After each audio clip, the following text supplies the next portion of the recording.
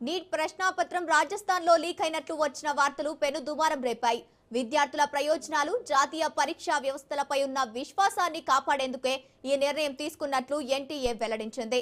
కొత్త పరీక్ష కోసం విద్యార్థులు మళ్లీ రిజిస్ట్రేషన్ చేసుకోవాల్సిన అవసరం లేదని, పరీక్ష ఫీజు చెల్లించనక్కర్లేదని తెలిపింది.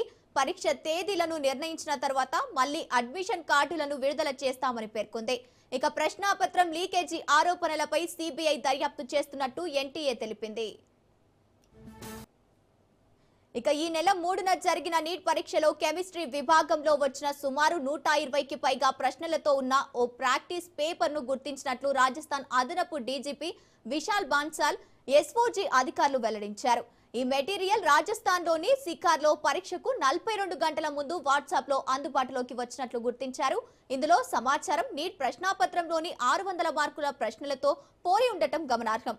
కొన్ని ప్రశ్నల్లో జవాబుల క్రమం కూడా అచ్చం ఒకేలా ఉండటం పలు అనుమానాలకు తావిస్తోంది. ఆ ప్రాక్టీసు పేపరు కేరళలోని ఓ వైద్య కళాశాలలో చదువుతున్న ఎంబీబీఎస్ విద్యార్థికి చెందినదిగా దర్యాప్తులో వెల్లడైంది. ఆ వ్యక్తి ఈ నెల 1న సికారాలోని తన స్నేహితుడికి ఈ మెటీరియల్ ఇచ్చాడని, ఆ తర్వాత అది పీజీ వసతి గృహం, కోచింగ్ నెట్వర్క్లు, కెరీర్ కౌన్సిలర్లు, పరీక్షకు సిద్ధమవుతున్న అభ్యర్థులకు చేరిందని అధికారులు తెలిపారు. ఈ మెటీరియల్లో ఫిజిక్స్, కెమిస్ట్రీ, బయాలజీ సంబంధిత 300కు పైగా చేతిరాత ప్రశ్నలు ఉన్నాయని వెల్లడించారు.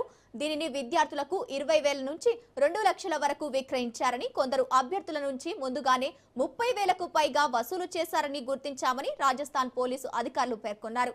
ఈ వ్యవహారానికి సంబంధించి ఇప్పటికే పలువురు అనుమానితులను పోలీసులు అరెస్టు చేశారు.